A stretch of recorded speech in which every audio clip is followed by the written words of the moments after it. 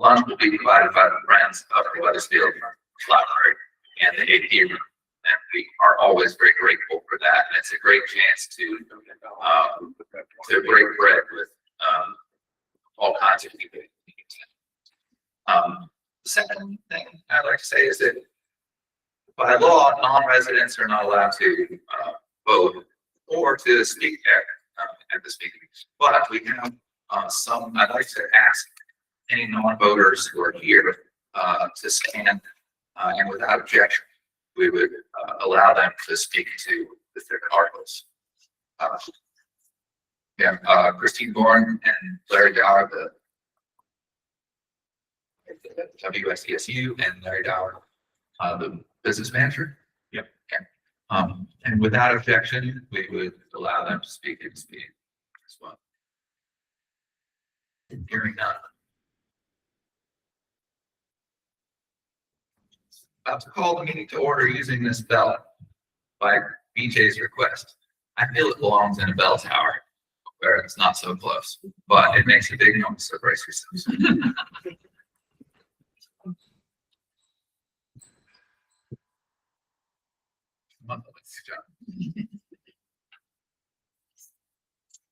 The legal voters of the Weathersfield School District are hereby notified and warned to meet in person at Weathersfield School, 135 Schoolhouse Road, Stepney, Vermont, or virtually on Saturday, February 28, 2026 at 10 o'clock a.m. to transact any business not involving voting by Australian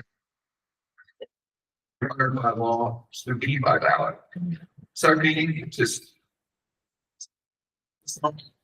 shall be adjourned to Tuesday, March 3rd, 2026. February 28th meeting shall include the public information meeting on the articles to be voted by Australian ballot.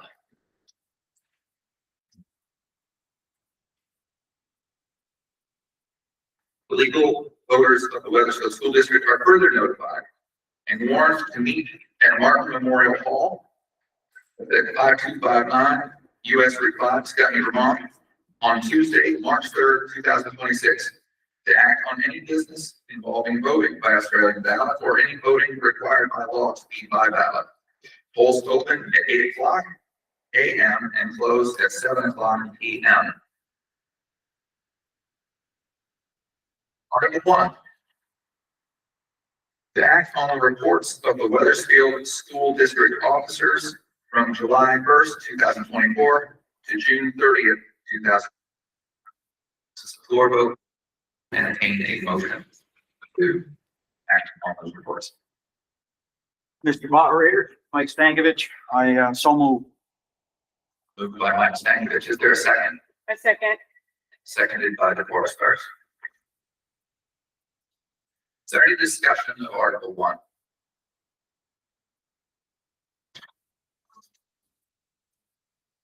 Hearing none. All those in favor to act on the reports of the Weathersfield School District officers from July 1st, 2024 to June 30th, 2025, please signify by saying aye. Aye. All those opposed, please say nay. The article carries. Article 2. To vote that the Weathersfield School District is authorized to borrow money in anticipation of taxes to meet the requirements of the school district for the ensuing year, and authorize the execution and delivery of notes or orders to the Weathersfield School District. Any motion? Article 2. Identify yourself. Tyler Harwell. Thank you. So moved by Tyler Harwell. Is there a second? Mike Stankovich. Seconded by Mike Stankovich. Is there any discussion of Article 2?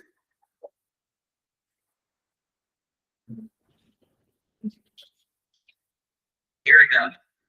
All those in favor to vote that the Weathersfield School District is authorized to borrow money in anticipation of taxes to meet the requirements of the school district for the ensuing year, and authorize the execution and delivery of notes or orders to the Weathersfield School District, please signify by saying aye. Aye. All those opposed, nay. article carries. The remainder of the articles are by Australian ballot and for discussion. Article 3, to elect the Weathersfield School District officers for the ensuing term. Candidates.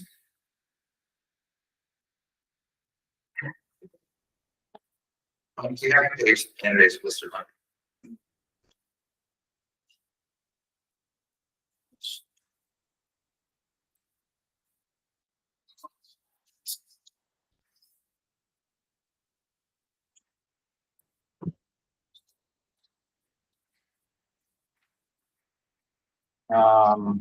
Page 136.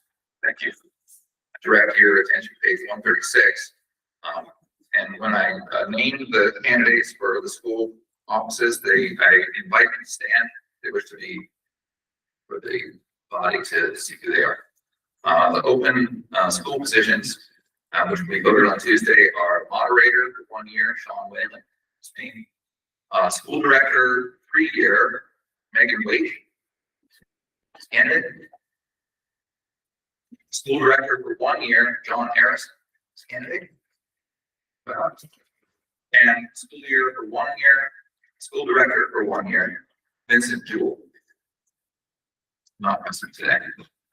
Again, voting will be on Tuesday.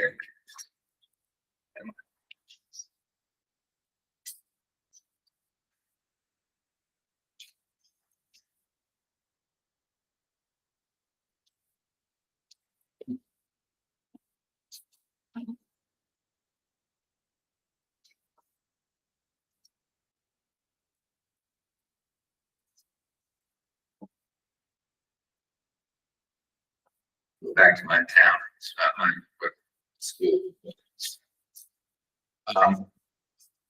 Any discussion of Article 3? Right now. Article 4. Shall the voters of the Weathersfield School District approve the school board to expend $9,953,000 and $509,953,590, which is the amount the school board has determined to be necessary for the ensuing fiscal year. Weathersfield School District estimates that this proposed budget, if approved, will result in per pupil education spending of $17,777.68, which is a 13.24% higher than per pupil education spending for the current year. It's to be voted by Australian ballot. Is there any discussion? Article 4. I'd like to first invite Principal Brian Montes to give a presentation on budget. Thank you. Grab Mike over here. Do you like this one? Sure, I can get that one. Thank you. All right, good morning, everyone. First off, I'd like to welcome you here to our wonderful school. We appreciate you being here this morning to be able to hear about all the great things that we're doing here at Weathersfield School. All right, so here's our agenda today. As an educator, I have to have an agenda. I have to have things set up and a way to do everything. So this is how we're going to highlight. So Mr. Whalen already went over the articles for approval, talked about the first 4 articles. The 5th article will come up in just a couple of minutes. And we'll talk about how well our magnificent school is doing. So we're going to share with you our goals for our fiscal year 27, emphasizing on student learning, because as a school, we are here for our kids to make sure that they're successful, they're engaged, and they're doing well. We're here to meet student and family needs. We've got lots of different strategies that we use, and we have tons of community support, which make our school such a unique and wonderful place to be at. We're going to show you some of the school-wide activities, just a snippet, a shot of what we do here at school, all the things that we do to help our school and our community. We're going to go over the sources of how we get our funding for the school. We'll review our strategic plan goals for the year.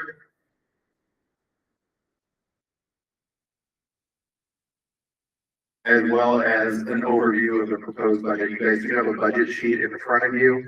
Plus, if you have your town report book, it is in there as well. Then we'll talk about the projected tax rates for FY 27. How those are going to affect us. And then that's going to be the highlight of our agenda today. So Mr. Whalen already talked about the articles for approval of school district reports, the election of school district officers, the authorization to borrow funds, proposed budget approval. So what we're proposing for you is our budget. And then other business matters.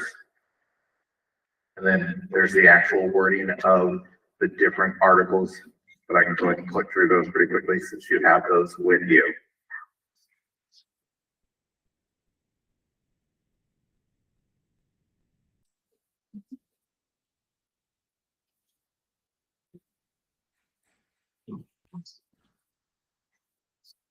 All right, so let's talk a little bit more about the school, the important stuff. All right, so we're here to make sure that we're enhancing and engaging our students and showing success. Our first goal is to enhance student engagement and success by implementing innovative teaching methods, providing personalized learning experience, integrating technology, and catering to diverse learning styles, because all students learn differently. There's not two students that learn exactly the same, so we try to cater to the needs of all of our students. We want to make sure that we're improving communication with families and our community. So we've done that through different ways, using our school newsletter that goes out weekly. We do social media posts as well. We have this great digital board out front that shares with information that's coming up. So as you're coming up our drive, you can see events that are happening at the school, and just making sure that we have people coming to the school to be able to see what we're doing. Fostering a positive school culture and student wellness, focusing on the positive culture, making sure students feel supported, mental health, social, emotional, and inclusive practices, celebrate diversity, and making sure that students feel like they belong here at school. All right, so here's some of the ways that we meet our students and family needs. So we have individualized education plans that are available for students if they need them. So students aren't learning in ways that typical students learn. We set up individual educational plans or IEPs. And so it meets those diverse goals that students will need, and we set goals and go through those with the students to make sure that they are making progress towards meeting those goals. We also, through the state, offer free healthy meals for kids. So every kid has the opportunity to eat breakfast and lunch here for free. It's all through our state. So it's something that if the kids are well fed, both for morning and for lunchtime, they are going to be able to, their minds are going to work better. They're going to be able to do better in school. So that's an important thing. It's always nice to have those meals for our students.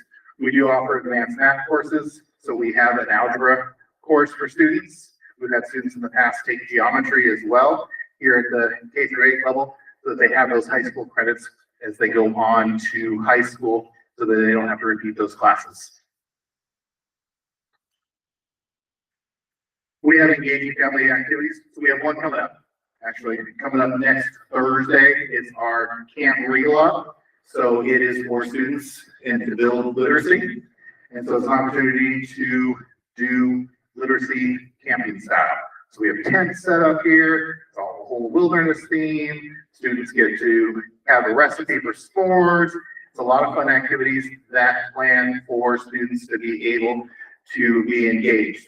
Our PTO puts on their annual event, their Pod Drop, in the fall, which gets each year keeps getting bigger and bigger and bigger, which is awesome. And we also do our community dinners throughout the year. We just had lunch with a loved one throughout, where you could come and have lunch with your grandchild, your own child. So those are some of the things that we do to be able to have families come to school as much as possible. We also have nature-based learning opportunities. So we have 4 Winds, which is a volunteer program We have lots of our family members, community members that come back in and they teach nature-based courses through a set program, but they come once a month to learn about what they're going to be teaching, and then they deliver those instructions through the classrooms each month through K through 5. Some of the school-wide activities that we do, we always offer a welcome back opportunity for families to come back. So right before school starts, we have sort of a soft opening where our staff is ready for students to come in, and we are able to have them come and see who their classroom teacher is. They're able to meet the teacher, see the classroom. It lessens the anxiety for lots of students, parents, and the staff as well, which is nice to be able to have that. And then it's always nice to break bread with our community, so we offer an opportunity to have a barbecue. We have an incredible makerspace program. So we have all of our students, instead of just going to the library, they get the opportunity to spend time in the makerspace, and they're able to create and build things in the makerspace. And then we also have for our 6th through 8th grade, one of their electives is also the opportunity to do makerspace where they're building and creating different items. Sports program is off the hook. It's amazing. Our staff has done a great job. We have a great athletic director that really promotes athletics and is able to create new programs here at school, as well as really enhance the amount of students that are participating. We have a community Thanksgiving dinner. It's one of those opportunities to come in. It's usually the last Wednesday before we break for that holiday, where families can come in and have a Thanksgiving, a harvest dinner for everybody to be able to have. We invite everybody in the community to come. And it's a great opportunity to see what our kitchen can do, as well as to have lunch with our students. And then it's nice because our leadership students really help out, and they actually help serve the food and bust the tables and do all of those fun things. So it's a great atmosphere to have that happen here. We also have monthly assemblies. So we recognize our students for our pride assemblies, for perseverance, respect, integrity, determination, and empathy. So each classroom teacher nominates a student to be able to, that exemplifies one of those character traits. And then we recognize them here in the gym. We did one last Friday, right before we went on break. And it's a great opportunity to showcase all the wonderful things that our kids are doing as they're building those character traits. We do a drama production once a year, a big drama production. This year it's all shook up. We happen to have our director here with us. She's sitting over there, so my right, your left. Now she's laughing at me.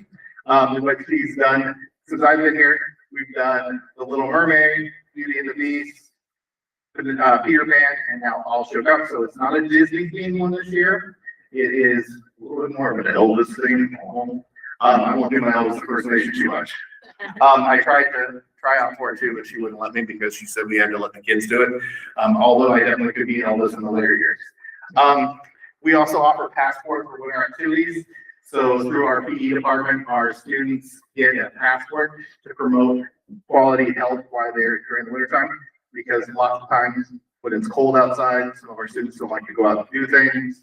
And so it's a checklist that they can be able to do as a passport, or if they're doing certain activities, they're able to turn it back in and get some points. We also did winter activities. We did winter activities light, is what I like to call it.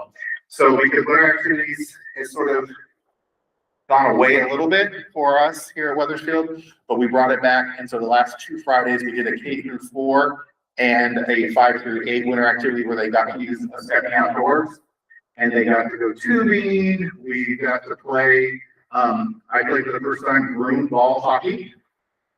How many have ever played broom ball hockey? It was pretty awesome. Like, I had so much fun playing broom ball hockey. Some of our teachers got a little too into it with the students. We kept having to put the Stilson in the penalty box, but that's a whole other story. We won't talk about that right now. But just giving students the opportunity to go out and do some winter activities and be outside, which is really important for not only their physical health, but their mental health. And then as you go through our school today, you will see all the different student art projects. We have a full-time amazing art teacher, and she does great projects with kindergarten all the way through 8th grade. It's been really nice because I heard from students when I first got here that they were doing the same art projects just on a little bit of a different level. Some of them said, we did that one in kindergarten and now I'm an 8th grader. So she did this, our teacher we've had now for 3 years has really differentiated how she's doing art for kids and giving them more opportunities to do different things, which has been great. All right, here's some of our sources for funding for our school. 65% of our funds for our school come from our local tax dollars. So all of our tax dollars that we're paying, 65% of it come right here from Weathersfield, myself included. 34% of it comes from the state education fund. We get 0 federal grants. Leave it at that. And then we get 0.01% for our athletic revenue. So we do get a very small amount for athletic program because we charge a minimal fee for students to be able to play athletics. We also do, if a student can't afford that fee, we do offer scholarships for them, and we get a very, very minute amount that helps out with athletics. Other than that, it comes out of everything else.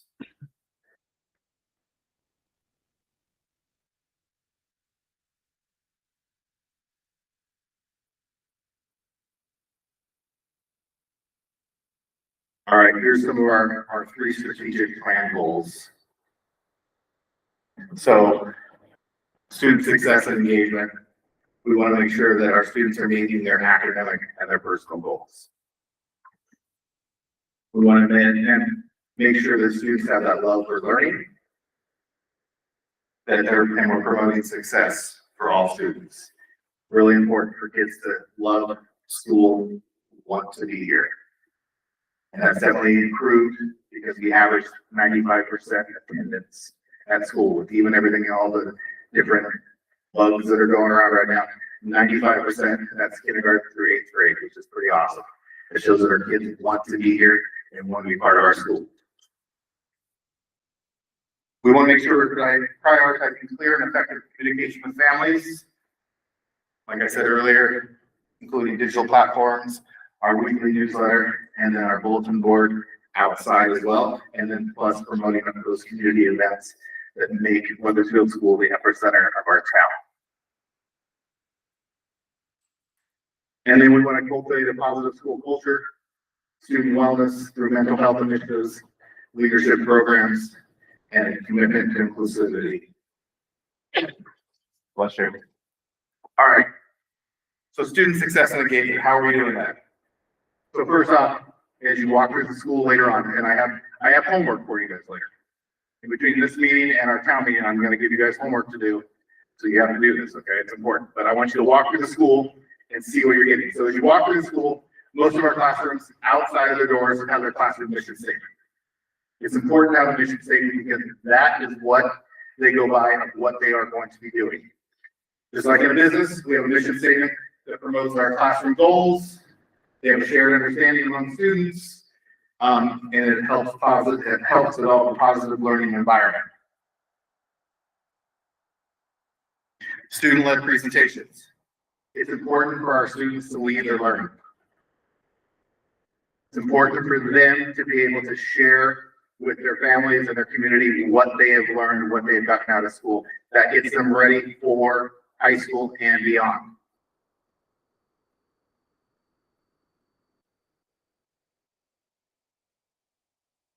And then, like I mentioned before, our Panther Pride assemblies.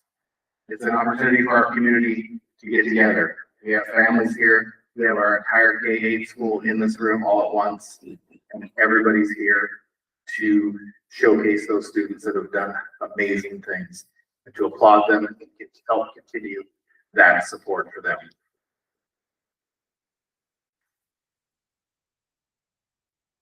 All right, our Weathersfield Weekly. It's a pretty amazing newsletter, if I do say so myself. It goes out electronically to families.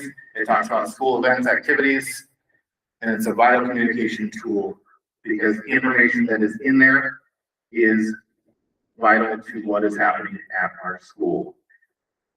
We try to give long enough information so people have. It's also linked through social media. So as community members, if you aren't on our email list, you can always link it through social media and see what's going on with the school. Our digital billboard, which was combination through our Hicks Nichols grant and our PTO. That's out front, like I talked about, you probably saw it coming in. You came in, it's a great tool for when families come up, when people are driving by, that they can see exactly what is happening at the school. And then again, community dinners. Talk quite a bit about community dinners, but it's just an opportunity to be able to spend time together. Goal 3, culture and student wellness. Leadership class, so we have some leadership students from our current leadership class. We also have leadership students from past, because it's important for our students that are alumni, that are still within our high school system, still within our school system, that they're here to help and promote our school. So leadership students, the great thing about that is they are given the power to do what they need to do. We had a dance 2 weeks ago. The students planned everything out, decorations, how much they should charge. They gave me a DJ list. I got to be a DJ, which is a little harder than I thought it was going to be, by the way. It's a little stressful when kids aren't dancing, that you have to go and change up the music real quick. But they really, really loved the limbo.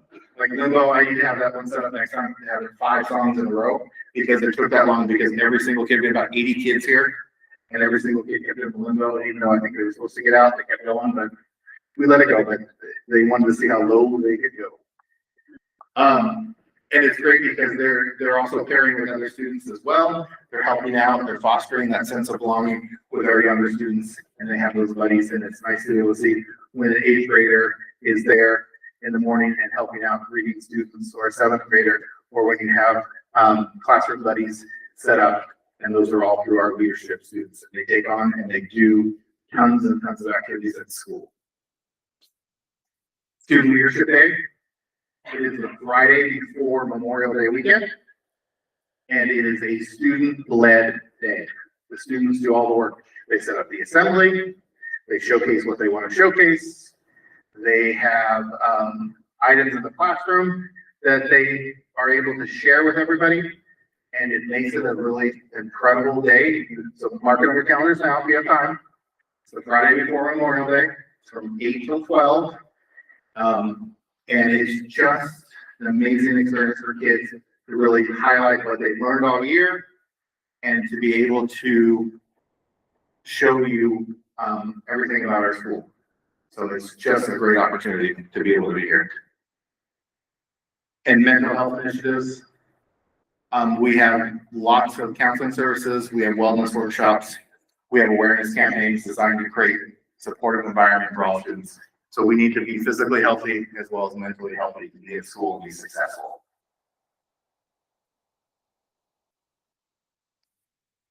All right, so we are part of the Winter Southeast Supervisory Union, and with that part of our membership, our partnership with them, we do get special education costs for them, food service comes through them, transportation, and then administration and operations. So it's a vital part of, we can't do this all by ourselves.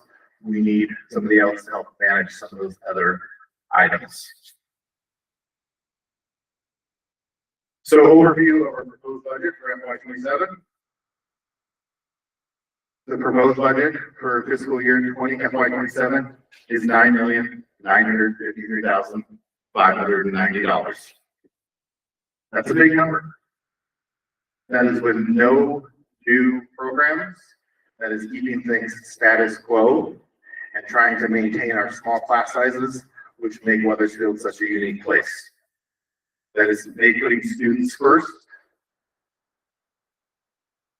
and making sure that students are getting what they need to be a better part of society in the future.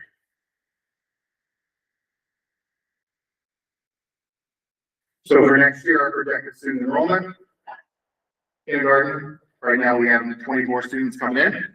So if we have 2 classes, that's an average of about 12 students per class. First grade, 26, 24, 24, 29 in 4th grade, 25, 28, 26, and 30. Our A3 class is pretty large right now, our incoming A3 class. So those are all projected numbers. Those could vary back and forth a little bit. But we have a projected enrollment right now of 236 students. But just the other day, right before break, we got 3 new students at the door.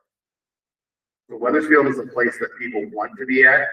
And I like to think that part of it is because of our amazing school here.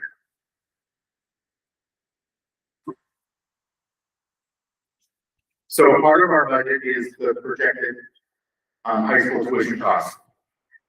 So last year we spent $2,181,587 for 98 students. Our budget went up this next year a little over $200,000 for high school tuition. We have a 0.5, though we did not cut a student in half.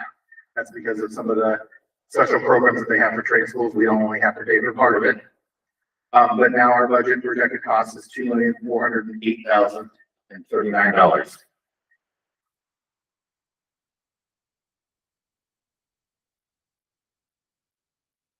And then each high school that we send students to, or if students get to choose, remember students have a choice to go to different high schools, has a different cost.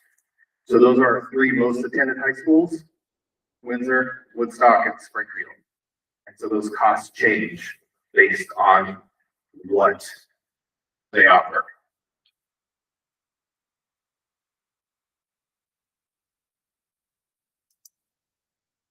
All right. So some of you have that in front of you. Most of you should have gotten that in the mail as well. This is our budget snapshot, which has a lot of good information. Larry Gower, who's our CFO, is here also to answer any questions. Does anybody have any questions about the budget snapshot of where that is going? I can bring the mic to you. Brian, I will represent. I'm sorry. If you're done, throw the meeting back to me and I will. Oh, okay. recognize. Okay. Thank you. No, we took up one. Are there any questions, for, on what Brian said so far? Could someone answer the difference between the actual school student count, with high schools, and the weighted student count? Yeah, so, that's due to, and I'm losing all my acts, but that's due to Act 127, which was passed 4 or 5 years ago, and it was first into effect, I think, fiscal year 25. Vermont used to do equalized pupil, which is very similar to long-term weighted AD, average daily membership. So the actual student count are the actual students in the building. Long-term weighted average daily membership dictate the student count as of October 30th, and then they add different weights. The state adds different weights based on the population. So for example, if you have 40 students that are free and reduced lunch, they would count for, I'm giving an estimate, 65 students, right? If a student is an ELL student, they are weighted as 4 students, and so on and so forth. High school students are weighted slightly more than non-high school. K-5 students are weighted as a 1. They're 1 student, and high school is like 1.15. So the state has determined that certain students cost more to educate, and that's a way to defray some of the cost of taxes, in the sense that if you have more free reduced lunch count for students, for example, that's the denominator on the tax rate. The top is the budget divided by the number of students, equalized students, weighted students, and that's how you get the tax rate. I recognize Larry Gower, and I want to remind, for a quarterly meeting, when you're called on, state your name, be recognized. Any further questions, for Brian's presentation? Ken Lund. Brian, I'm guessing that you measure academic success by test scores. Absolutely. You did- That's one way. I like to do it a few ways, but that's one way for sure. Can you give us some background of test scores, where Sure. we've been, where we're going? compared to other years, compared to the state, compared to our nations? I think you must have been reading my mind because I was just sitting back there thinking about that. So recently, you probably heard a lot of information that Vermont schools are failing, not doing so hot. So legitimate people have heard that. I heard that. So the Vermont Agency of Education just put out a school report card for 2025. We are meeting and excelling compared to other schools within the state of Vermont, which is pretty phenomenal. There's very few schools within our area that are doing that. But we are one of them that is meeting and excelling. So that means that our test scores are continuing to rise, continuing to do better. We do assessments, formal assessments 3 times a year. And our test scores continue to rise. We are right now at like 60, I think the most recent one, I think 64 or 65% of our students are proficient. Can that number grow? Absolutely, but that is higher than most students are within the area. I saw your facial reaction there. Is that the country or is that? That's within the state of Vermont. Because that's based on where students are at with that particular test score. And the test progresses as the year goes on. So when you take it in the fall, it's not as rigorous as when you take it in the winter and when you take it in the spring. So do we have room to grow? Absolutely we do. But we are growing, we're continuing to grow, and we're continuing to excel, especially within the state. Federal. Federal, I don't have that information. We just did, so in federal, they do NAEP, which is National Assessment of the Educational Program. Don't get those results, but they usually do them in 4th and 8th grade. They just did it in 8th grade this year, and I've not gotten that feedback yet. And they do that every other year. How have we done past year? We've done great. We've done right there at the federal level as well. So we're at the top. We are at the top. I would take Weathersfield School and compete it against any other school I've ever been at, and we'd be excelling. We're doing a great job. Our teachers do a fantastic job. All of our educators do a fantastic job with what they're teaching and how they're teaching. And the important thing is that they've gotten, over the years, they've been able to receive curriculum and receive programs to help them teach the curriculum. And our staff does it with fidelity, which helps and it shows that our students are growing because they're continuing to grow each and every year. Does that answer? Yeah. So, I'll recognize that again. And I saw in your chart, it was 0 federal grants. How does that compare to other years and what's going on there? You know, So because we are a title grant, we do get Title I money, a very, very little bit, like we have a 0.8% person for Title I money that's shared, and that's actually through the SU. But we get it, so because of our status here in Weathersfield, we don't get the federal funding that other places do, which is a good thing, but it also can be a not so good thing. So other surrounding districts get more federal funding because of socioeconomic status of those particular areas. Sophie, Brian, would you give her the microphone, please? Well, we really should do that. And Sophie, would you stay here for? Of course, I know, because it's long. Sophia Lashtaitla. So my question is, when I was going to a couple of the school board meetings, there was talk about a new curriculum that was being put in place and making sure the teachers were proficient in delivering it. How is that going? So I believe the 2 programs you're talking about are our language arts program and our math program that we've had now. This is our 3rd year in place. So our staff has received all of the training that they've had, and now that they've been doing it for a few years, it's continuing to improve and grow and do better. So the students have it down, the teachers have it down, because it takes, just like anything, it takes a couple of years to be able to get something in a routine. And so it's taken a little bit of time, but our teachers do it with fidelity, and it shows that we're getting results because of that.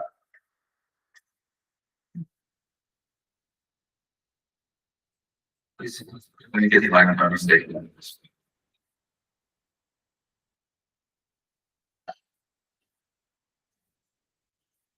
Name is Mark Waldman.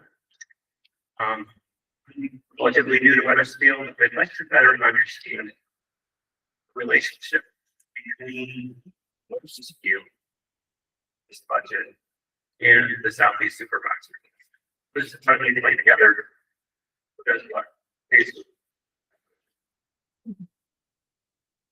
So, question there, say that. Yeah, or Larry, do you want to take it? Yeah, so. Either one of us can. Inside the budget book, you can see, well, in the executive summary of the budget book at the beginning, there's a little bit that goes into the, well, there's a lot of financial information about the supervisory union. But in Vermont, they have supervisory unions if, with districts basically that have school choice, tuition, I should say, high school tuition. So, and more has been put on the supervisory union in the last 10, 15 years. And I list all the acts, the state laws, the executive summary. So for example, Brian mentioned special education, which is a big driver of the fiscal year 27 increase in the SU budget.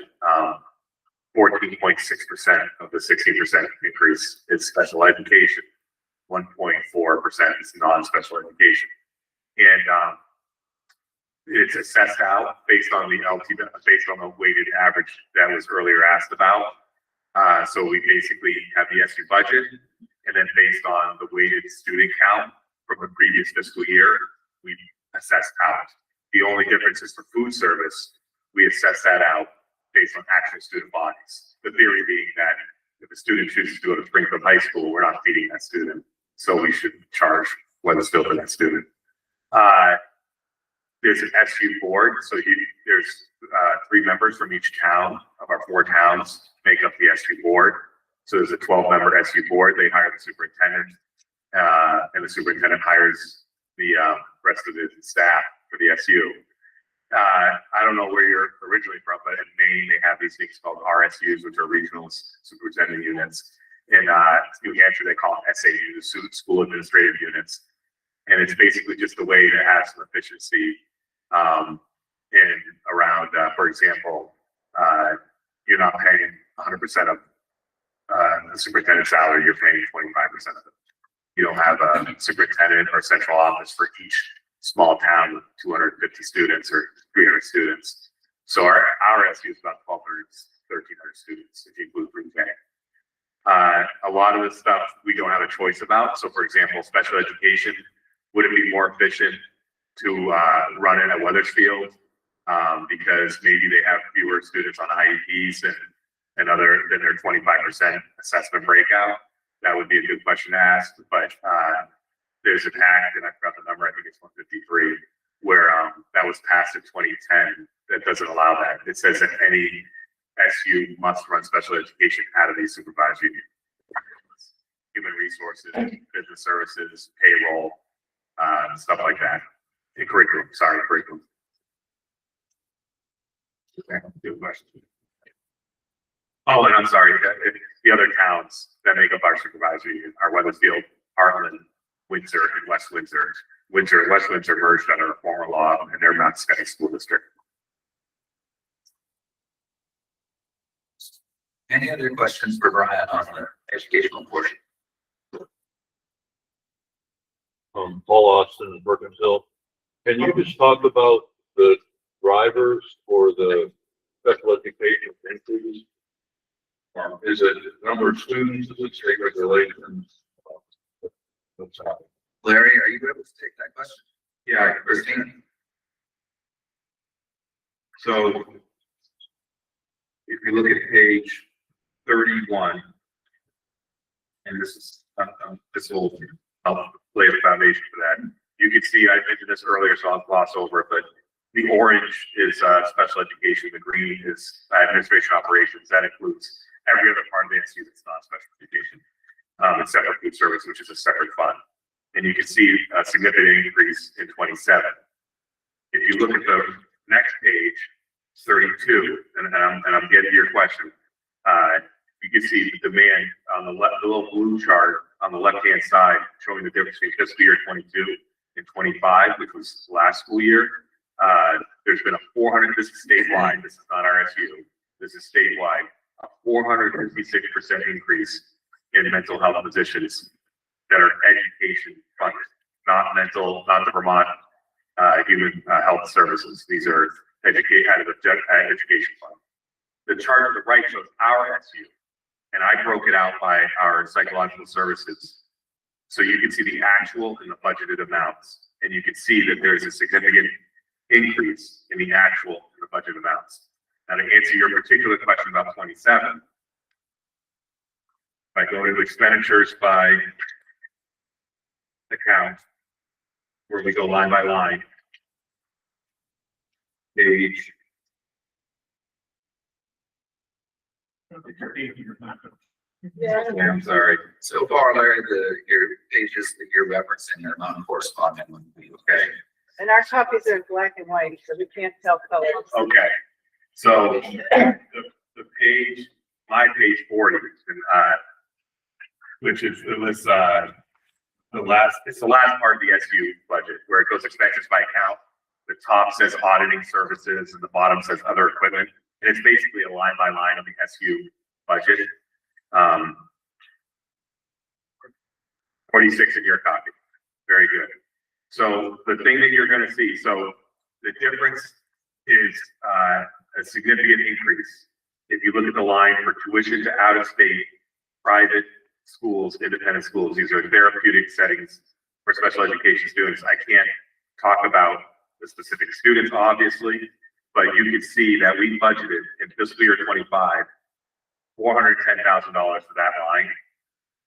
Fiscal year 25 actuals, we spent 1.2.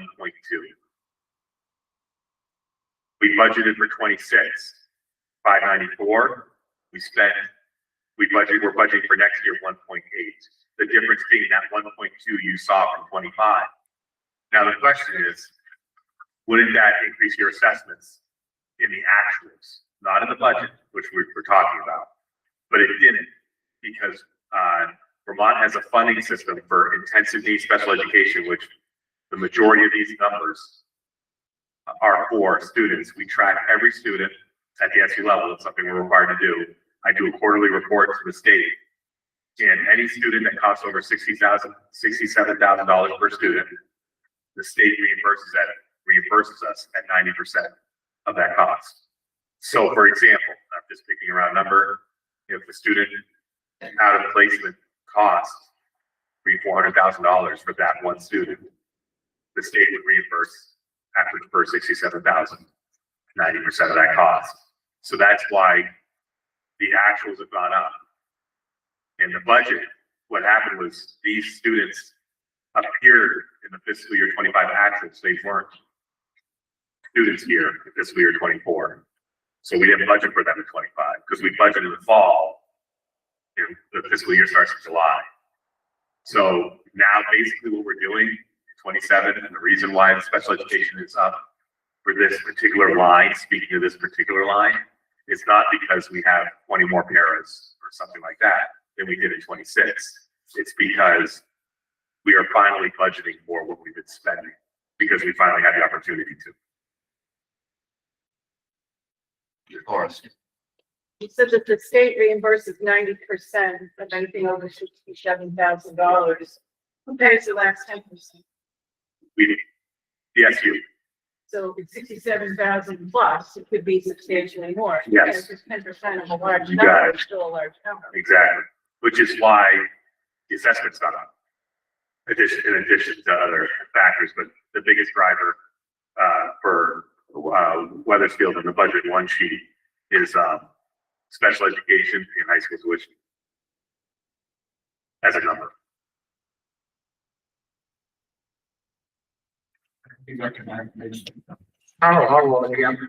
Just a question to ask you, if you would please just clarify exactly whose costs these are, and how, they end up, being in the Weathersfield, school budget.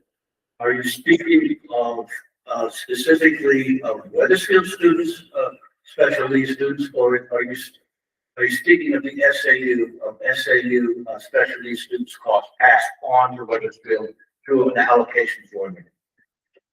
The answer is both. Could you please explain? Yeah, so we have an IEP count. The IEP is individualized education plan, And that's what makes a student eligible for special ed services. And we get a block grant from the state. And then for the intensive needs, which is what we've been talking about, we get a reimbursement model for that amount of money.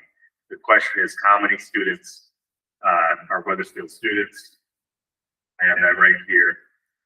So as of fiscal year 25, at December 1 count, out of 296 SUY special ed students, Weathersfield is 74 of them. 74 of them are Weathersfield students. Obviously, I can't go into specific details about individual student situations, but if 296, 75, that's a little less than 20 members.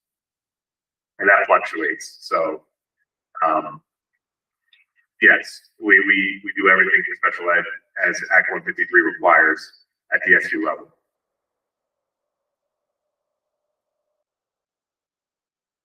Mark, Public other questions on page 33. just wait a second for the microphone. Thanks.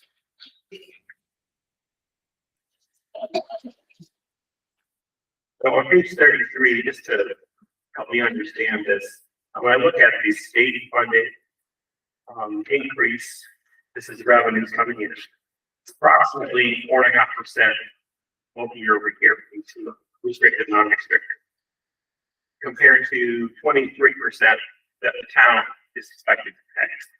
If most of the increase is special education, which is more like is primarily funded by the state, why is so much of the extra special education cost landing on Weathersfield versus landing on the state? So special ed in the budget is, and I'm using round numbers, is roughly $9 million of the SU budget. We get a block grant of, it's roughly between $4.5 million. So we're already short about $5 million. We have to make up the difference, and the difference is made up out of the SU assessments. Spending pays 45%, Weathersfield pays roughly 25, 26%, and Harlan pays about 29, 30%. Now, the intensive needs part, we are estimating, we're budgeting. So I'm using the 25 actuals to estimate. We know who the students are. I work with a special ed director, and I'm estimating with that 90% figure how much money we're going to get back from the state. If those students move out tomorrow, then my budget's going to be off. I'm expecting more revenue, but our costs are going to be more. So it'll wash it then. So the short answer is the block grant. The state went to a block grant model about 4 or 5 years ago, and more has been picked up by the local assessment. The model prior to the block grant, and I think it served its intended purpose. The model prior to the block grant it was all a reimbursement. We got reimbursed 50% up to 67,000, and we got reimbursed 90% over 67,000. The block grant model has gone down for our SU every year since the block grant was passed. Thank you, Larry. It's my understanding that the board is also prepared to make a presentation on budget specifically. So perhaps to avoid redundancy and to invite further questions, I would start this over to Superintendent. We'll wait then on that question. All right, you ready? Your part. To our board chair, Anne Marie Rent. Hi, everyone. Okay, so we're gonna go over the budget goals for FY 27. Our first goal is to maintain staffing and programs to provide a well-rounded education. The budget will prioritize maintaining adequate staffing levels across all grades and programs, ensuring that each student receives the support they need to succeed academically and personally. Our goal is to ensure educational quality standards. The budget aims to meet and exceed the educational quality standards set by the state and federal guidelines. This includes investing in curriculum development, professional development for teachers, and resources to enhance the learning experience. Projected tax rates for FY 27. The proposed tax rate reflects the necessary adjustments to support the school budget and ensure quality education for our students. Our current tax rate is 1.9807. The proposed tax rate is 2.1940.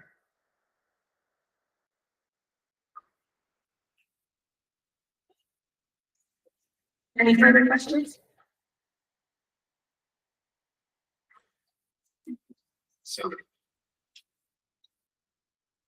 So just because I've seen many comments online, I wanted to just ask the question so that we have an answer for those that are questioning the increase. For me, it 100% makes sense, so I just want to put that out there.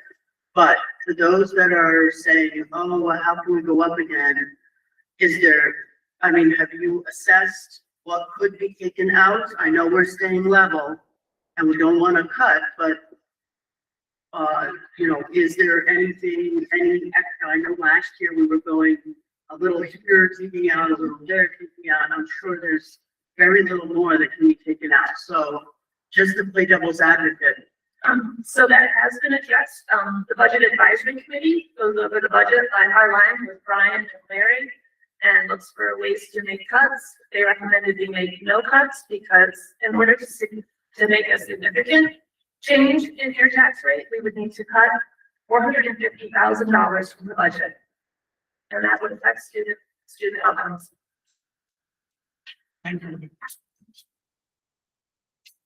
Are there any other questions? I'll Sorry. You give me the mic and I just take over. Actually, if you would replace the microphone to the stand, folks. Still a little bit more to talk about. They'll have to come up and get it. Okay. But we'll bring it to you if you can't walk, that's okay. Mike, I turned it on. it's Mike Positive. Okay. Check 1, 2. What song would you like to hear? None for me, I guarantee it. Okay, great question, or point. Our school is amazing. Our school board, supervisory union, I don't think is a problem. And you just pointed that out. The tax increase is large. There's no way you can cut $400,000 without an effect. So I think my question becomes something that we all have to examine outside of here in consideration moving forward. And I think it's really important because this school is probably the most important asset of this town.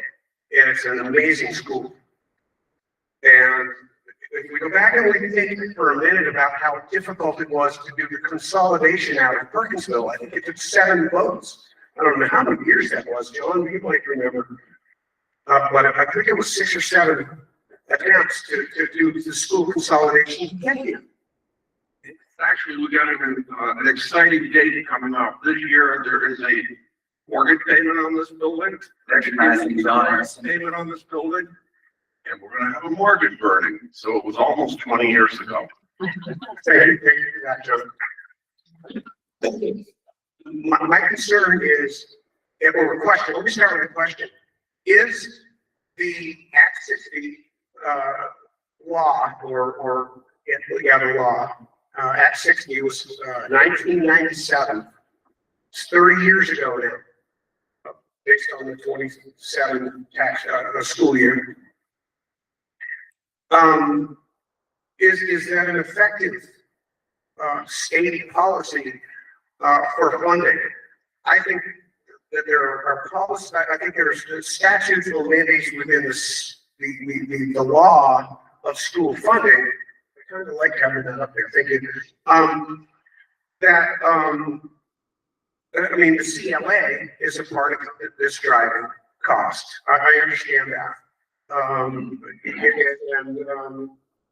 I think over the select board, we can take some responsibility on that and not taking a step forward sooner in getting that corrected. And then compile that with meeting the mandate from the state that we had to redo the townwide reappraisal, that's 2 to 3 years, maybe as much as 4 years before you're actually going to see the effect of that reappraisal in the town, in the tax rate.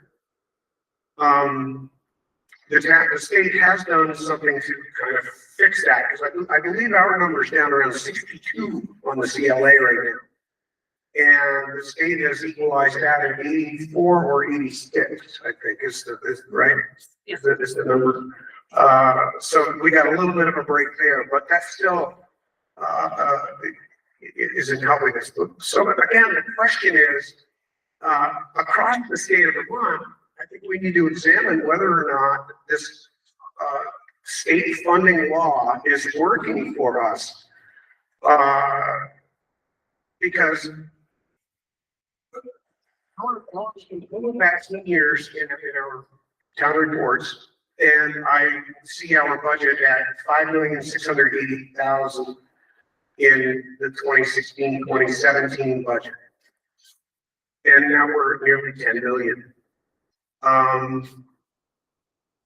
We know this year we're level funded. We've heard the principal tell us there's no change in programs, no additional staff.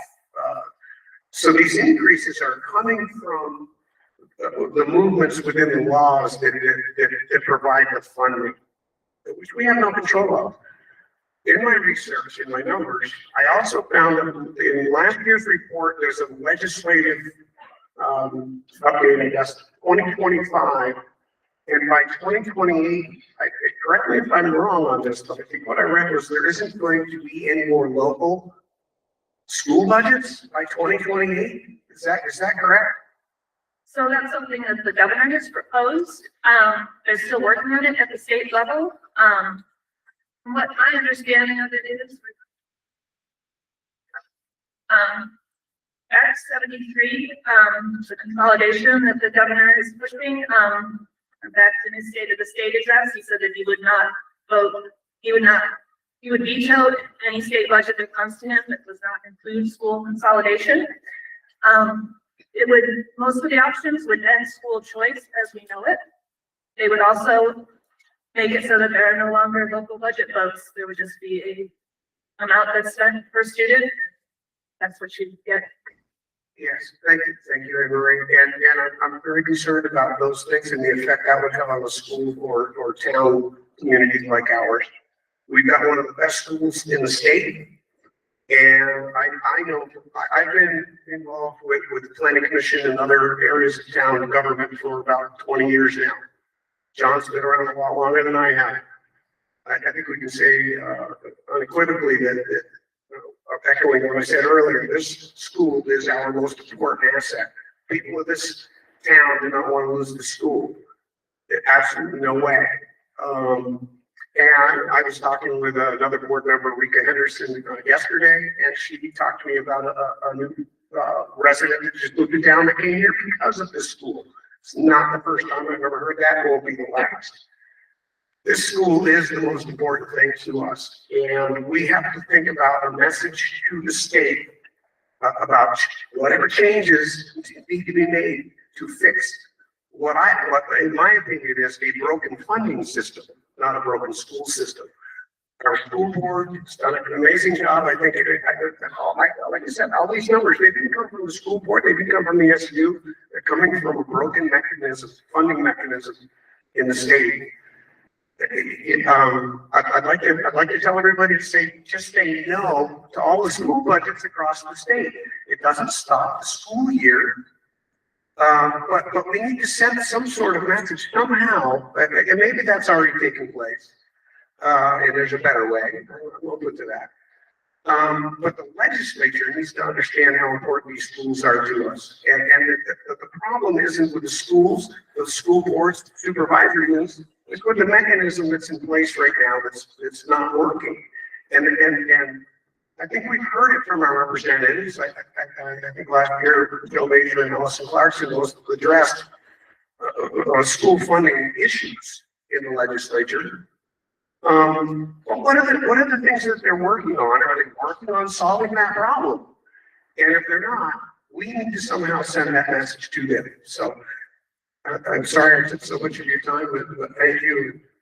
Sean, I give it back to you. Mike, Sorry, comment. I'd like to recognize, School Board Chair Anne Marie. Personally, I would advise against, voting no as your way of expressing your displeasure with what's happening at the state level. It will only harm us at our local school. Voting no on the school budget will harm us. We will have to cut teachers. It won't be good. They tried that last time around, not here, but in other towns, by voting their budgets down. It didn't have any effect. What you need to do is you need to contact your state representatives, your state senators, the state house representatives, and talk to them, contact the governor. But voting down our school budget is not gonna be a good way. That's a burn it all down way of fixing things, not a constructive way of fixing things. Thank you.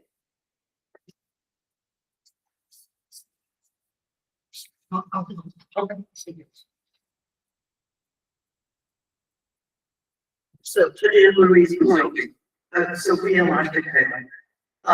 To Anne Marie's point, if we, vote down the budget in order to give a message, all we do is prove the governor's theory that we're all failing because we cut the money and now we don't have the resources in order to make sure all of our children are successful.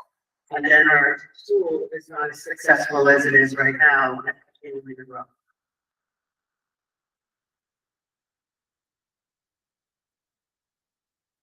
Is there any further discussion of Article 4?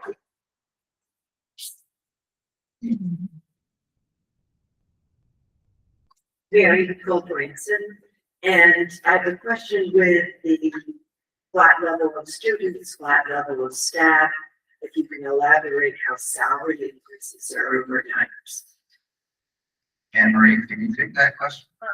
Or I'll recognize Christine Vaughn. Thank you for that question. The staff wages are negotiated with the association, the Teachers Association and the Support Staff Associations with a board team that negotiates with them. And your budget is what was negotiated with the staff.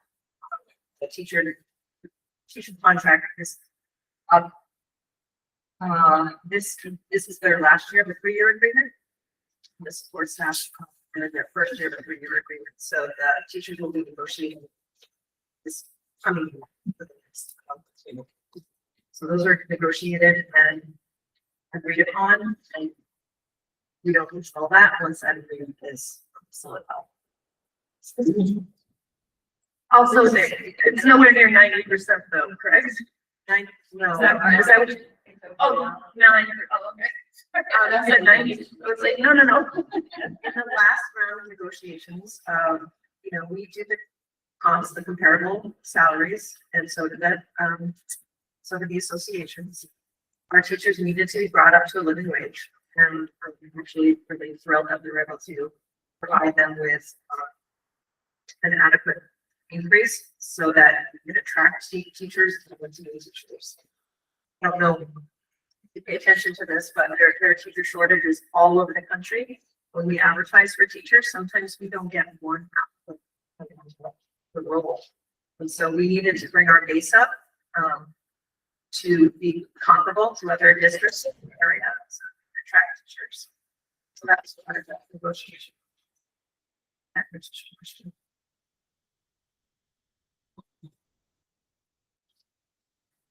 I see Mark Baldwin, you up to the.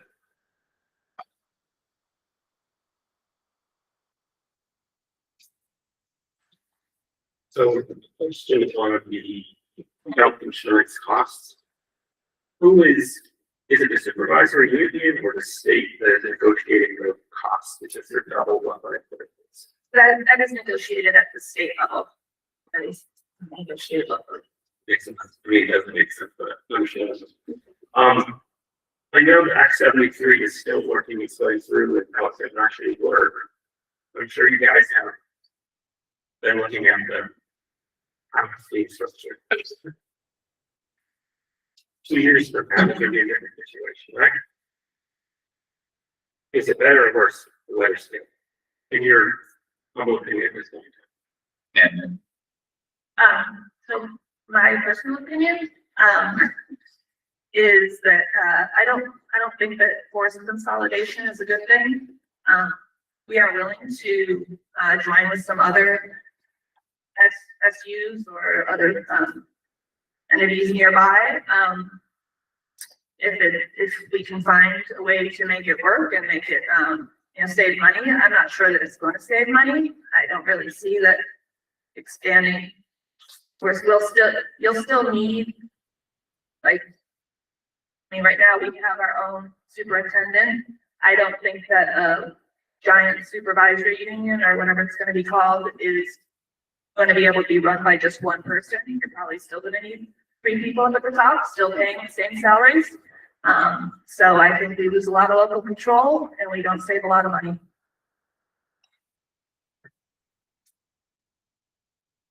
further discussion of Article 4.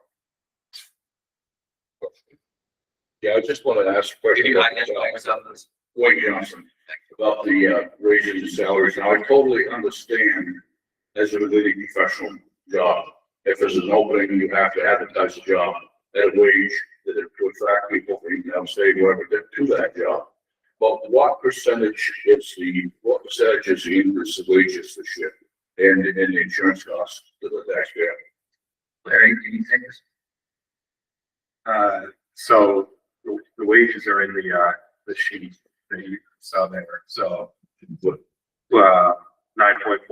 was a contract selling. Now that doesn't mean. Is that 9.4% increase in wage? No, that's a great question. That's what So, I'm asking, the increase. well, under the contract. Yeah, well, under the contract, the increase in wage is there's COLA's 2.8, and we live in this town, although it's a swim school, it's a great school. We also live in a town with an awful lot of people living on Social Security. And 2.8% is what they give us, and it just goes down every year.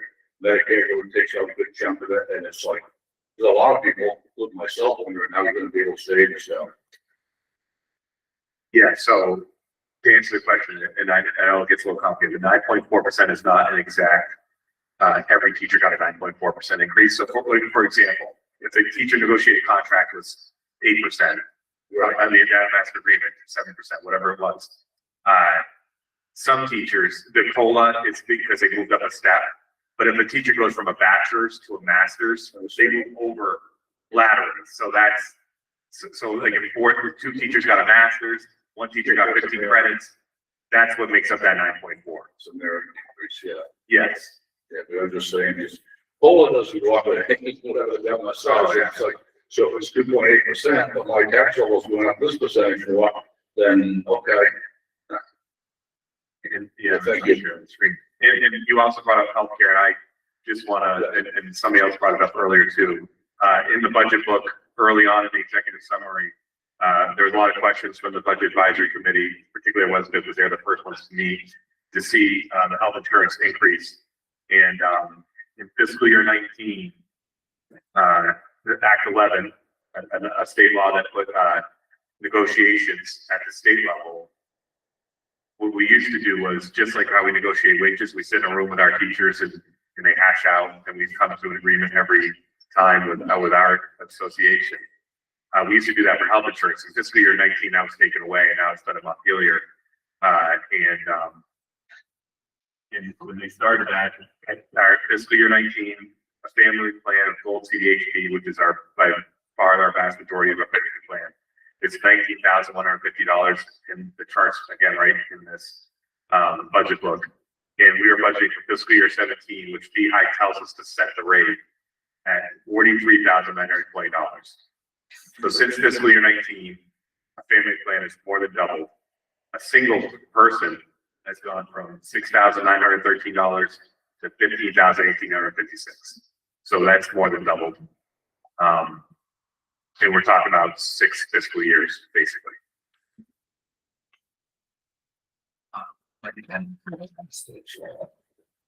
Hi, so you mentioned people on fixed incomes, and I just wanted to make my yearly speech regarding making sure that you fill out your income sensitivity forms, which are HS 122 and HI 144. They're very important to fill out and file when you file your state income taxes every year. Any household with an income lower than $115,400 will qualify for some form of property tax relief. So I encourage everyone to please fill out their forms. I hear that not everyone fills them out. A few years ago, it was like 50% of the people that qualified were filling them out. So I haven't gotten an update on that number, but please fill out your forms. If you have a fixed income, you should be filing those forms. You can save a lot of money on your taxes. Is there further discussion of Article 4, paid mowing? Please.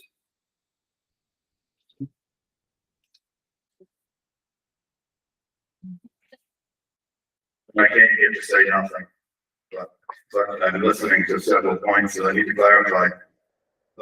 Most recent one under this, trying to be to help with property taxes. The problem is as we get older and we transfer some properties into trusts, the trusts don't qualify for these.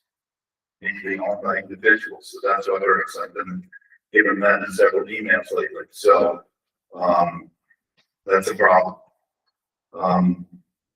I'd like to remind people that we're talking about healthcare.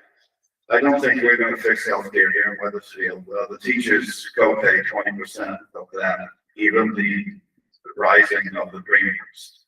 There are other people in town that don't pay that. So that to that level.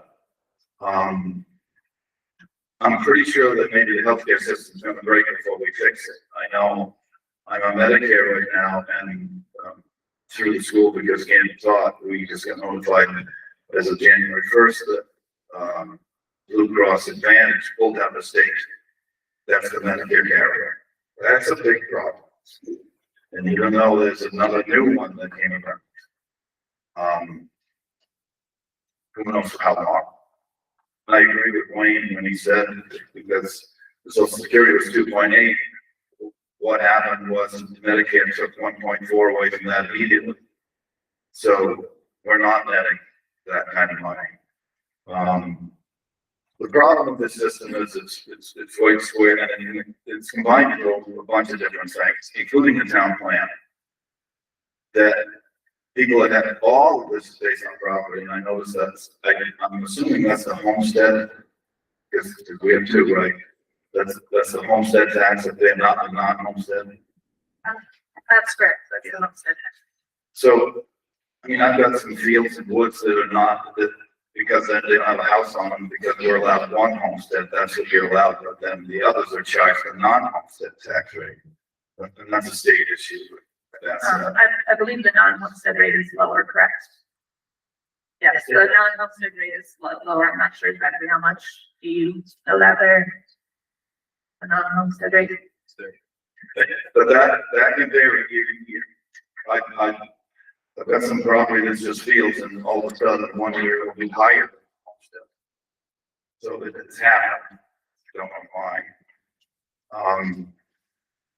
And I don't pretend to know the answer of fixing the property tax thing, other than I can tell you that it's putting extreme pressure on properties. The town plan calls for that we want to have the town looking the way it is with green spaces. It costs me $500 an acre to keep my fields open. That's a lot of money. And so I just want to clarify a couple of those points. Well, one last thing. I don't think enough time has been given to the things that are controlled by the supervisory union and then the school. So I heard equal amounts of people outside this meeting saying, I just think it's too much money. I'm going to go, no. You got to be honest with that. The problem with that is, if that happened, there'll be no change to busing, there'll be no change to the foods, to anything to do with the things that are provided by the supervisory union. So the school board will be really in a hard place if they had to come back to including like supports that, whoever's under the employment of the supervisory union, because that budget is passed in October. Not now. That's correct. So any cuts would need to be made to our local schools budget. So how much money do you think is controlled by that versus whatever is controlled by the SU out of the 9.9 million? Not gonna touch tuition, because that's given, right? Not gonna touch, anything to do with the supervisory union, the Weathersfield share of that. What would be left? It's a dollar. For exact numbers, I'll let Larry answer those. 4 million, so less than half. 4.2 million. Tuition is 2.6, the next highest cost in Weathersfield. And then special education is 1.8, non-special education is under $1 million. Food, the early childhood program is 2% of your budget dollar. Food service is less than 2%. To give it in percentage terms, your K-8 budget is 42% of your dollar. Your high school tuition is 26%. Special education is 18.5%. Non-special ed at the SU is less than 10%. Early childhood is 2%, and SU food service is less than 2%. I'd like to say one more thing about whoever is going to call up your legislators. Obviously, it's a hot button issue. I don't know how that's all going to play out. But one thing to remember, I agree with people here that say that the building is the center of our town. It is.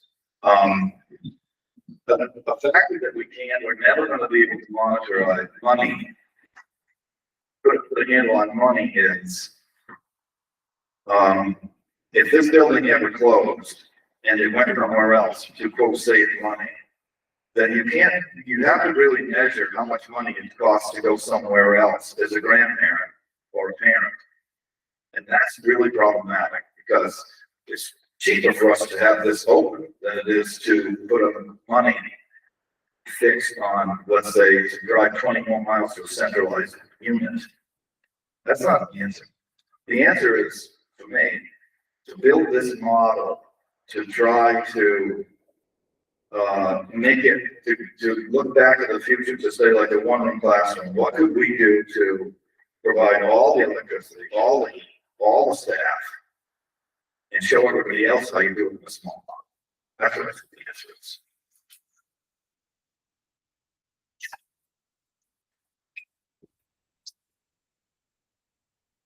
Is there any further discussion of Article 4?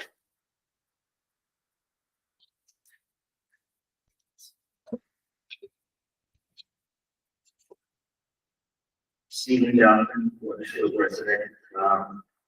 Been a resident for 40 years, a taxpayer for 30. This is the first time I've been to a school board meeting. I voted yes on every time I could. I voted, didn't think about it. To hear that, the school board is doing a good job determining the budget and everything. I guess I'm new to trying to figure out actually how things are funded. So it seems like a large driver of the costs are at the state level. They're making decisions. We're dealing with that. As we said earlier, we need to put pressure on our state lawmakers from local level up to higher office, I guess, as to fixing this. This isn't working. A lot of people are in fixed budgets, like we're saying, and it's just something that it needs to be reimagined. We're an aging state. You keep reading about we're losing residents left and right. Maybe the ones that are coming in are financially viable, or a lot of people are coming in. Maybe they don't have children. I don't know what I'm exactly getting at here, but I guess we really need, as a community, to put pressure on the lawmakers to get this right. The amount of money we're paying for schooling is a lot. It's a huge amount of the budget going out. Just this past Thursday, we were at a meeting talking about the police force, and what we're paying for the police force protection of everybody is a minuscule amount comparing to the schools. There needs to be some sort of budget. I don't personally have the answer, but certainly we need to put pressure on the people in Montpelier to take some action and to figure this out. And it just seems like we're voting in the same people every year and nothing's getting done. I don't have any answers here, but it certainly seems like the biggest factor in why we've jumped, I don't know, what did you say, almost $5 million since 2016 to the budget is the model that the state's put in front of us. So I think we all have to rise up as these smaller towns, and maybe, again, voting yes, no, I'm not sure what good that would do to the budget this year, but there has to be some pressure put on our lawmakers to get this right. And, again, voting no may affect, the local, budget and the people here. And I certainly don't want to look at any teacher and say, you don't deserve this, you don't deserve that, you don't deserve the health care. But on the other side of the coin, we're looking at the taxpayers saying, you have to pay more and more and more. And so something's going to give, and, there's bigger problems going on in the state that needs to be fixed. Again, you need to put collective pressure on those people to actually get it right. And the answer is just to ask everybody for money. There's no one else who's already spoken on the article, who wishes to speak, or who haven't spoken yet. I will recognize my time. On page 106 of the town report, your non-homestead tax rate is 1.9919. It's the third line up from the bottom. Excellent. And Dave, thank you for the model. I was going to mention that when I was up here earlier. Dave and I have talked about that model that he suggested probably for the last 5 or 6 years. And I certainly don't want to do anything that's going to hurt the school. Again, you've got one of the best schools in the state. The last thing you want to do is harm the school or the people of this town that want this school. So I think I had said that I'm open to ideas. That saying no was a suggestion. Doesn't sound like it's a good idea or a good suggestion. But we definitely need to do what Mr. Doughlin just said, and that is to try to get organized and get some leverage and a voice with our legislators to get them to pull down a little bit and focus on this education funding problem. Thank you. So,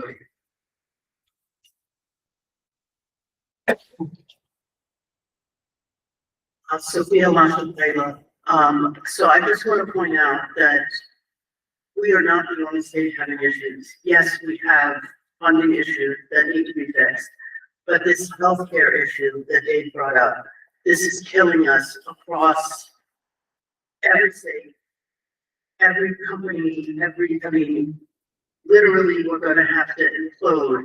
But I just want to make sure that perhaps we need to be putting more pressure on not just our state, but as well as our federal legislators to be doing more to fix this crazy issue.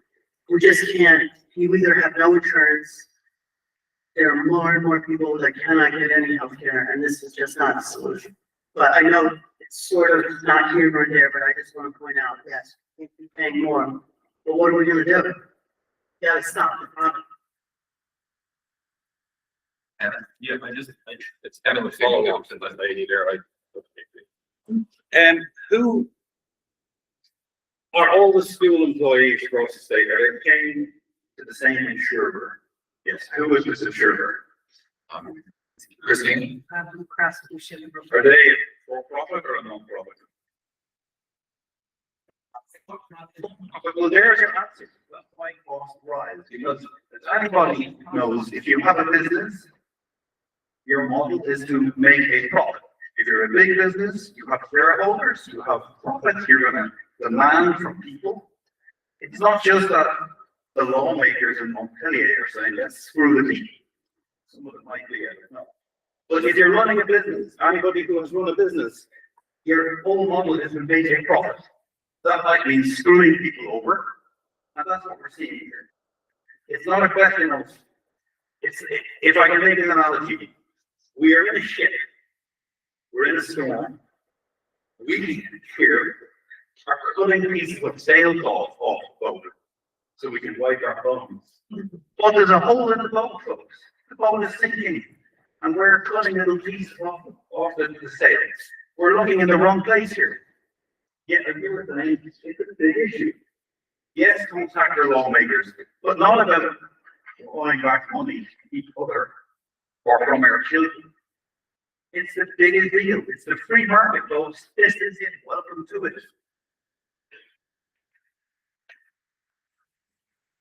Afghanistan, I'm sorry, AI is just always there at your fingertips. Apparently Blue Cross Blue Shield of Vermont is a Vermont-based non-profit health plan.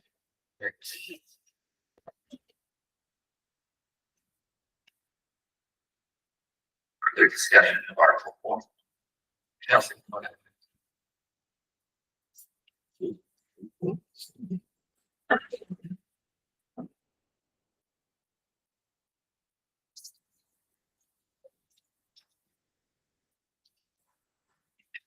Hi, Chase. I just have a quick question about the village program. Are you pulling in childcare financial assistance dollars for those students? I'd like to take that.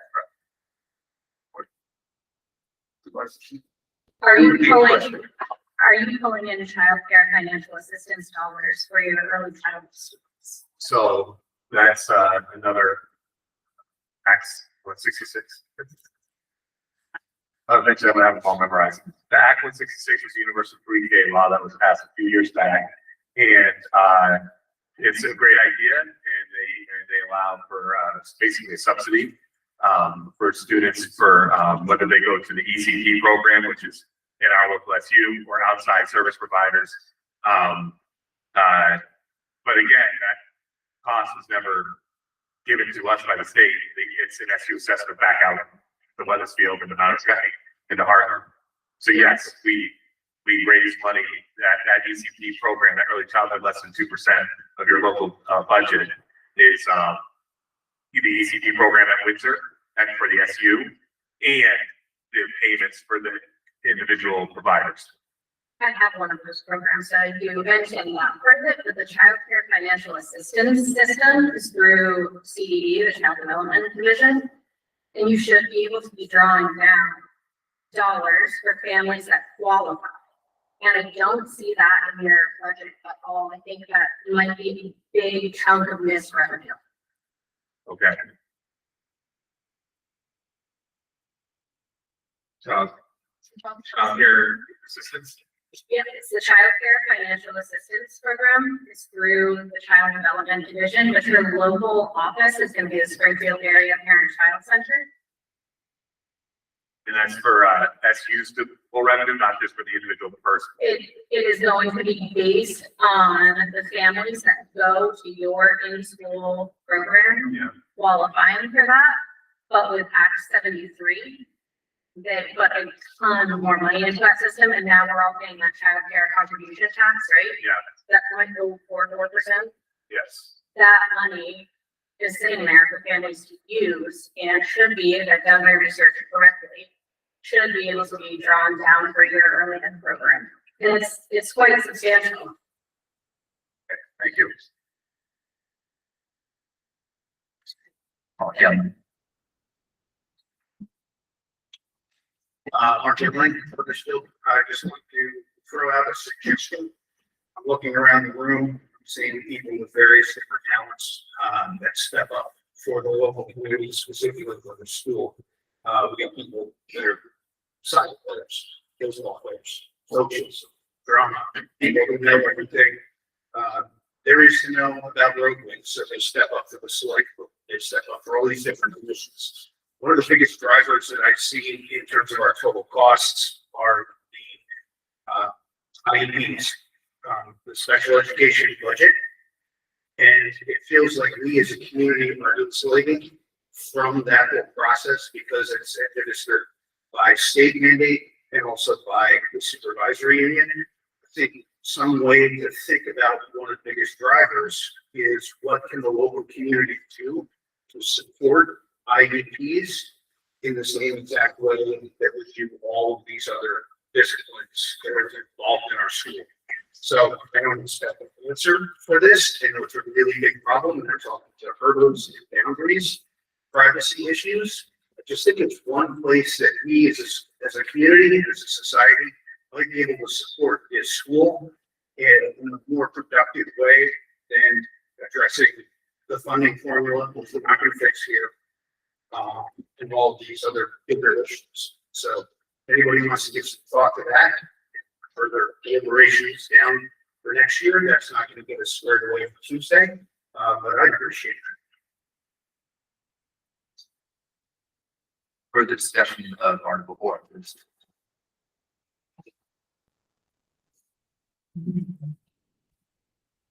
Susan Wilder from Weathersfield. I support what you just said. I'm thinking that I could use some training and working with students who have IEPs, and we could create a volunteer group that has training and wants to help support the students who really need it, and we're not necessarily trying to break our school system. So sign me up.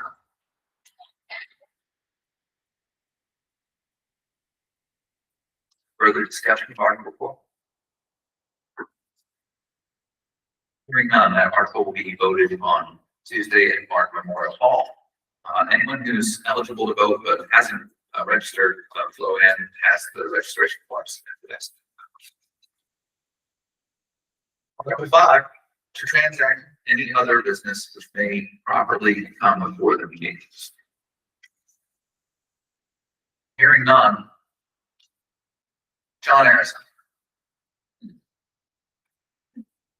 Just a note, and this actually has more to do with the tax rate. We won't not know what the actual tax rate is until the earliest in May. And the way the pace the legislature is working considerably later than that. There's numerous other tinkering that's being talked about. There's bills in the legislature now that could affect the health insurance in the future. And I will say that Act 173 is barely out of the starting gate. There's many aspects of it that really haven't been touched on yet. We do not know will Weathersfield School District still exist. We don't know. Will the avenue that we're currently in cease to exist? That's probably will be the ultimate outcome. It'll probably become a supervisory district. There's been several maps presented.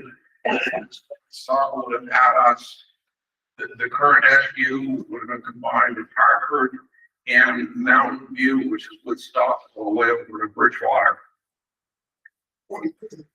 And so we're don't come to conclusions of what 173 is going to look like in next year, the year after, and the year after that. And the legislature is having a terrible struggle on trying to decide even the basics of how it's going to work.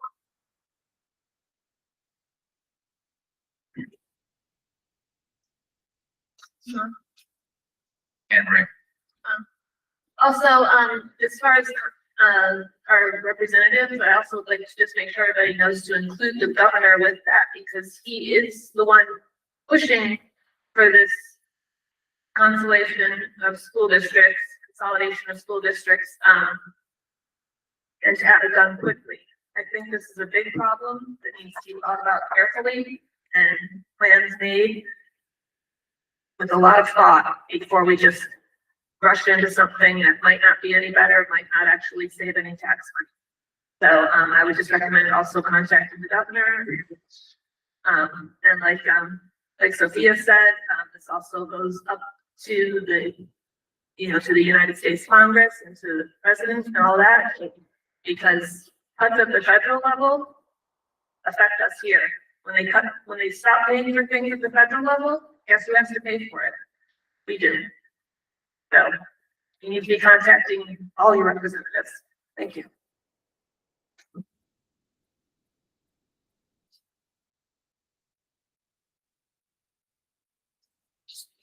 So I'm sorry, I have a cold, so I sound stupid. Basically, yes, please. I would ask I'd like to ask that the school board and the select board, work more closely together.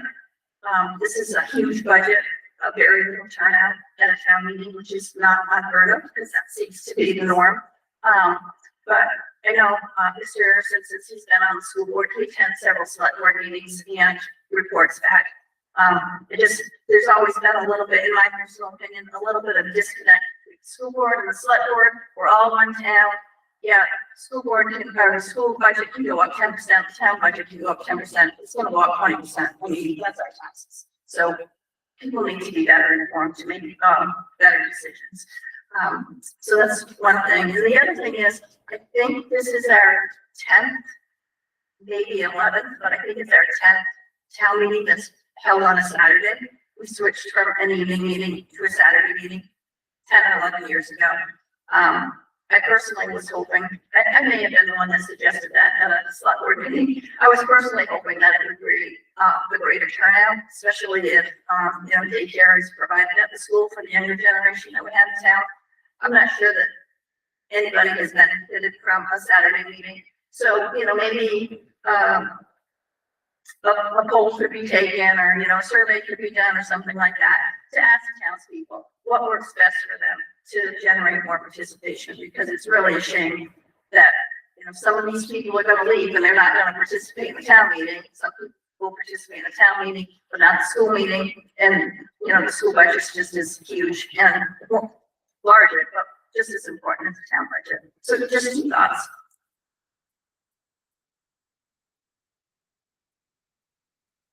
Anybody have other business which may properly come before this meeting? Hearing none. I'll ask for a motion to adjourn. To adjourn. Moved by Mike Todd, seconded. Talon Harley. There's the motion and a second. All those in favor, please say aye. Aye. Opposed?